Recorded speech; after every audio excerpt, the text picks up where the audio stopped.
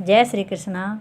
एक समय की बात है जब देवऋषि नारद नारायण नारायण का जाप करते हुए यमराज के पास जाते हैं और कहते हैं कि हे धर्मराज, आज मेरे मन में कुछ शंकाएं उत्पन्न हुई है जो मेरे मन को बहुत ही विचलित कर रही है। इसीलिए निवारण हेतु मैं आपके पास आया हूँ। तब धर्मराज कहते हैं कि देवऋषि नारद, आप तो तीनों लोकों के त्रिकालदर्शी महात्मा हैं, भला आपको कैसे कोई आपत्ति हो सकती है जो आपके मन को विचलित कर सकती है। आप तो स्वयं प्रभु के भक्त हैं। फिर धर्मराज कहते हैं कि हे मुनि, आप अपनी शंकाएं निसंकोच होकर हमें कहें, मैं अपनी योग्यता के अनुसार अवश्य ही आपके प्रश्नों के उत्तर दूंगा। फिर देवऋषि नारद जी कहते हैं कि हे धर्मराज, मैं जानना चाहता हूँ कि आने वाला कलयुग कैसा होगा, और मेरा दूसरा प्रश्न है कि कलयुग में पापों से मुक्ति पाने के लिए मनुष्य को क्या करना होगा, और मेरा तीसरा प्रश्न है कि देवी योग माया का प्रभाव मनुष्य जीवन पर कैसा रहेगा। फिर धर्मराज जी कहते हैं कि हे मुनिवर, आज आपने अत्यंत महत्वपूर्ण प्रश्न किए हैं जो मनुष्य जाति के कल्याण के लिए बहुत ही महत्वपूर्ण है, जो हर एक मनुष्य को जाननी चाहिए। जो भी मनुष्य इस बात को समझ ले उसे देवी योग माया के प्रभाव से मुक्ति मिल जाएगी और वह मनुष्य सदा के लिए ईश्वर की भक्ति में लीन हो जाएगा। फिर धर्मराज जी कहते हैं कि हे देवऋषि, आज मैं आपको इसी विषय में एक छोटी सी कथा सुनाता हूँ जिससे आपको सभी प्रश्नों का उत्तर इस कथा के माध्यम से मिल जाएगा। इसलिए आप इस कथा को पूरे ध्यान से सुने। फिर धर्मराज जी कहते हैं कि हे मुनिवर, आपके पहले प्रश्न का उत्तर इस कथा में है। जब पांडवों का अज्ञातवास समाप्त होने में कुछ ही समय शेष रह गया था, उस समय पांचों पांडव एवं द्रौपदी जंगल में छिपने योग्य स्थान ढूंढ रहे थे। वहीं दूसरी ओर जब शनिदेव की आकाश मंडल से पांडवों पर नजर पड़ी, तब शनिदेव के मन में विचार आया कि इन पांचों भाइयों में बुद्धिमान कौन है, इस बात की पुष्टि कर परीक्षा की ली जाए। तब शनिदेव ने अपनी दिव्य शक्ति से एक माया का महल बनाया। कई योजन दूरी में उसे महल के 4 कोने थे, मानो कि वह चारों दिशाओं को दर्शाते हुए पूर्व पश्चिम उत्तर दक्षिण। फिर धर्मराज कहते हैं कि हे मुनीश्वर, चलते चलते जब अचानक से भीमसेन की नज़र महल पर पड़ी और वह आश्चर्यचकित होकर उस महल की ओर आकर्षित हो गया, तब भीमसेन ने युधिष्ठिर से बोला कि भैया, कितने आश्चर्य की बात है, सुनसान जंगल में एक आलीशान महल है, मैं यह महल देखना चाहता हूँ। फिर युधिष्ठिर ने कहा, जाओ अपनी इच्छा अनुसार महल को ठीक से देख लो, और यदि कोई भी संदेहजनक बात लगे तो हमें आवाज़ लगा देना। फिर धर्मराज कहते हैं कि हे मुनिवर, जब भीमसेन महल के द्वार पर पहुँचा तब उसने देखा कि इस महल के मुख्य द्वार पर कोई पहरेदार खड़ा है। असल में वहाँ शनिदेव पहरेदार के रूप में खड़े थे। पहरेदार की ओर देखते हुए भीमसेन बोला, महाशय, मुझे महल देखना है, क्या मैं इस महल को देख सकता हूँ? तब पहरेदार बने शनिदेव ने कहा कि तुम इस महल को अवश्य देख सकते हो, किंतु कुछ शर्तें हैं, यह तुम पहले जान लो। उसके बाद महल के अंदर अवश्य जाओ। पहली शर्त यह है कि महल में 4 कोने हैं, इनमें से आप एक ही कोना देख सकते हैं। और दूसरी शर्त, इस दिव्य महल में आप जो भी देखोगे उसकी सार संहिता व्याख्या करोगे। फिर तीसरी यानी अंतिम शर्त, अगर व्याख्या नहीं कर सके तो आप आजीवन इस महल के अंदर कैद कर लिए जाओगे। फिर भीमसेन ने कहा, मैं स्वीकार करता हूँ और ऐसा ही होगा। और वह महल के पूर्व छोर की ओर चला गया। वहाँ जाकर उसने अद्भुत पशु पक्षी, फूलों एवं फलों से लदे वृक्षों का नज़ारा देखा। और वह आगे जाकर देखता है कि 3 कुएँ हैं, जिसके अगल बगल में 2 छोटे कुएँ और बीच में एक बड़ा कुआँ है, जिसमें बीच वाले बड़े कुएँ में पानी का उफान आता है और दोनों छोटे खाली कुएँ को पानी से भर देता है। फिर कुछ देर बाद दोनों छोटे कुएँ में उफान आता है तो खाली बड़े कुएँ का पानी आधा ही रह जाता है।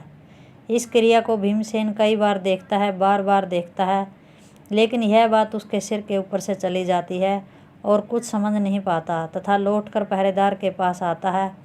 तब पहरेदार बने शनिदेव ने पूछा कि हे युवक, आपने क्या देखा? फिर भीमसेन ने कहा कि महाशय, मैंने विचित्र प्रकार के पेड़ पौधे, पशु पक्षी देखे जो मैंने पहले कभी नहीं देखी। वह बहुत से अजीब वस्तुएं थी, किंतु एक बात अत्यंत विचित्र थी कि छोटे कुएं बड़े कुएं के उफान आने से पानी से भर जाते हैं, पर बड़ा कुआं क्यों नहीं भर पाता, यह समझ में नहीं आया। फिर भीमसेन के मुख से ऐसी बात सुनते ही पहरेदार बने शनिदेव ने कहा कि आप शर्त के अनुसार बंदी हो गए हो, और उसे बंदी घर में बंदी कर लिया गया। फिर धर्मराज कहते हैं कि हे मुनीश्वर, दूसरी बार जब अर्जुन आया और बोला महाशय मुझे भी महल देखना है, तब पहरेदार बने शनिदेव ने अर्जुन को वह सारी शर्तें बता दी और कहा आप पूर्व को छोड़कर अन्य 3 दिशाओं में जाएं, वहाँ पहले से कोई और है। फिर अर्जुन ने पश्चिम वाले छोर की तरफ जाने का निर्णय लिया और वह आगे जाकर अर्जुन देखता है कि एक खेत में 2 फसल उग रही थी। एक तरफ बाजरे की फसल थी तो दूसरी तरफ मक्के की फसल थी। यह चीज़ें देखकर आश्चर्यचकित हुआ, क्योंकि बाजरे के पौधे से मक्का निकल रही थी और मक्का के पौधे से बाजरी निकल रही थी। अर्जुन बार बार देखकर सोच रहा था कि यह कैसे मुमकिन है। फिर भी उसे कुछ भी समझ में नहीं आया और वह वापस द्वार पर आ गया। तो पहरेदार ने पूछा आपने क्या देखा? फिर अर्जुन बोला कि हे महाशय मैंने भविष्य का सब कुछ देखा, किंतु बाजरे और मक्के की बात समझ में नहीं आई। तभी पहरेदार बने शनिदेव ने कहा कि शर्त के अनुसार आप बंदी हैं, और उसे बंदी घर में बंदी बना दिया गया। फिर धर्मराज कहते हैं कि हे मुनिराज, फिर तीसरी बार नकुल आया और बोला दरबान मुझे भी महल देखना है। तब पहरेदार बने शनिदेव ने कहा कि वह सभी शर्तें तुम्हें भी माननी है, और कहा कि आप पूर्व और पश्चिम दिशा को छोड़कर अन्य 2 दिशाओं में जाएं, वहाँ पहले से कोई और है। फिर नकुल उत्तर दिशा की ओर गया तथा वहाँ उसने देखा कि बहुत सारी सफ़ेद गायें थी। जब उनको भूख लगती है तो अपनी ही छोटी बच्चियों का दूध पीती है। इस अनोखी बात को देखकर नकुल दुविधा में पड़ गया, किंतु उसे कुछ समझ में नहीं आया और वह वापस दीवार पर आ गया। तभी नकुल से पहरेदार ने पूछा कि आपने क्या देखा? तब नकुल बोला महाशय मैंने वहाँ भविष्य की कुछ विचित्र घटनाएं देखी, किंतु सबसे आश्चर्यजनक बात यह थी कि गायें अपनी बच्चियों का दूध पी रही है। यह कैसे संभव हो सकता है? मुझे कुछ भी समझ नहीं आया। तब पहरेदार बने शनिदेव ने कहा कि शर्त के अनुसार आप बंदी है, और उसे बंदी घर में बंदी कर लिया गया।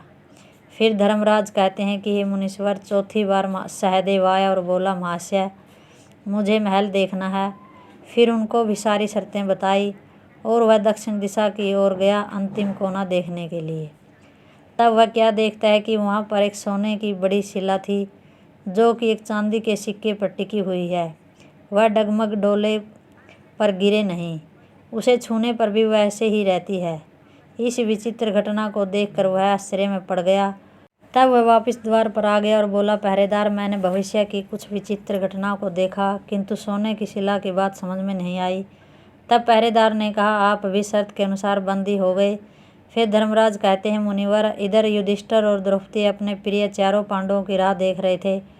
जब चारों भाई बहुत देर से नहीं आए तब युधिष्ठिर को चिंता हुई, अतः वह भी द्रौपदी सहित महल में गए। जब उसने देखा कि पूरा महल खाली है तथा वहाँ पर कोई भी नहीं है सिवाय एक पहरेदार के, जो कि मुख्य द्वार के सामने चुपचाप खड़ा था। धर्मराज कहते हैं कि हे मुनीश्वर, जब युधिष्ठिर ने अपने चारों भाइयों के यहाँ आने के बारे में पहरेदार से पूछा, तब उसने वह सारा वृत्तांत युधिष्ठिर को सुनाया और कहा इस महल की शर्त के अनुसार वे सभी बंदी है। अगर तुम उन्हें छुड़ाना चाहते हो तो उनके प्रश्नों के उत्तर तुम्हें देने होंगे, अन्यथा वे आजीवन इस महल में बंदी बनकर रह जाएंगे। फिर जब युधिष्ठिर ने भीमसेन से पूछा तुमने क्या देखा, तब वह रोते हुए बोले कि कुएं के बारे में बताया। तब युधिष्ठिर ने कहा कि वह भविष्य के कलयुग की होने वाली घटना है। एक बाप 2 बेटों का पेट तो भर देगा, परंतु 2 बेटे मिलकर एक बाप का पेट नहीं भर पाएंगे।